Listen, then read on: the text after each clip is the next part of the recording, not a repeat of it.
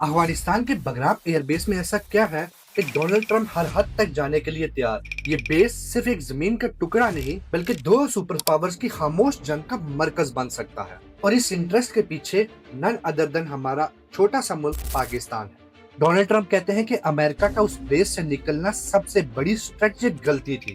20 سال امریکہ نے اس بیس کو چلایا، لیکن کیا کوئی انہوں نے اہم چیز نظر انداز کر دی تھی؟ سرفیس لیول پر بگرام ایئر بیس امریکہ کے لیے خزانہ تھا۔ یہاں سے صرف امریکہ افغانستان پر ہی نہیں بلکہ امریکہ کو چائنا کے اندر تک سیدھا ایکسس ملتا تھا۔ بگرام چائنا کے بیک یارڈ پہ ہی ہے، اور بیجنگ کی نیوکلیئر فیسلٹیز اور ان کے $1 trillion belt and road initiative پر نظر رکھنے کے لیے سب سے آئیڈیل جگہ تھی۔ لیکن اب مسئلہ یہ ہے کہ افغانستان پر طالبان حکومت کر رہے ہیں، اور ان کا سٹانس بہت کلیئر ہے۔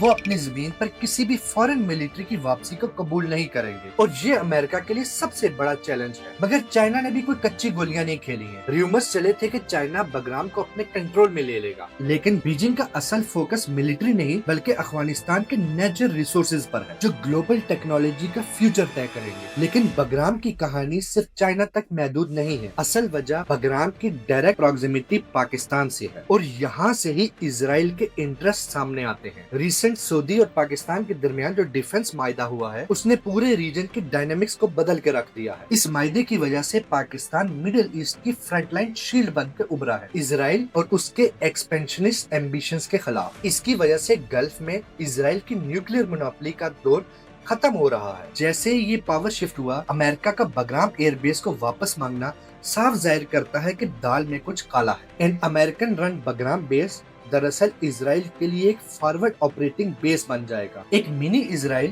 جس کا مقصد ریجن کو ڈی سٹیبلائز کرنا ہوگا۔ اس بیس کے ذریعے اسرائیل کو ایران، پاکستان اور پورے مڈل ایسٹ پر نظر رکھنے کا موقع ملے گا، جو اس سے پہلے کبھی نہیں ملا تھا۔ اور اس نئے رول کی قیمت پاکستان کے لیے بہت بڑی ہے۔ پاکستان کا نیوکلیئر پروگرام، ہمارے نیوکلیئر سائنٹسٹ اور ہماری ملٹری لیڈرشپ اب اسرائیلی کوورٹ آپریشن کا پرائم ٹارگٹ بن جائے گی۔ ایران کی مثال آپ کے سامنے ہے۔ دوسرا، ہماری انٹیلیجنس ایجنسی ISI کے لیے بھی چیلنج بڑھ جائے گا۔ اب انہیں اپنی ریچ سعودی عرب اور پورے مڈل ایسٹ تک پھیلانا ہوگا، تاکہ اسرائیل کے لیے کام کرنے والے ریٹس اینڈ سنیکس کو ڈھونڈ کر صاف کیا جائے۔ اور یہ مت بھولیے کہ اسرائیل اس دوران خاموشی سے بیٹھ جائے گا۔ پراپوگنڈا کمپین سے لے کر سائبر وارفیئر تک وہ ہر طریقہ استعمال کرے گا تاکہ پاکستان کو کمزور کیا جا سکے اور ہمارے انٹیلیجنس اور نیوکلیئر انفراسٹرکچر میں پینیٹریٹ کیا جا سکے۔ mission that we have is to prevent a militant Islamic regime from meeting up with nuclear weapons or from nuclear weapons meeting up with a militant Islamic regime.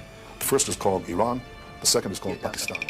اس صورتحال میں golf countries کے لیے بھی ایک امتحان ہے۔ پاکستان کے ساتھ کھڑا ہونے کا مطلب یہ نہیں کہ صرف سیاسی بیان دیے جائیں، بلکہ انٹیلیجنس اور سیکورٹی کوآپریشن بھی کرنا ہوگا۔ تو بگرام کی کہانی یہ صرف ایک ایئر بیس کی نہیں، یہ ایک نئے ورلڈ آرڈر کی شروعات ہے، جس میں چائنا، رشیا اور گلف کنٹریز مل کر امریکہ کی مونوپولی کو چیلنج کر رہے ہیں، اور اس گریٹ گیم میں ہمارا چھوٹا سا ملک پاکستان فرنٹ لائن پہ کھڑا ہے۔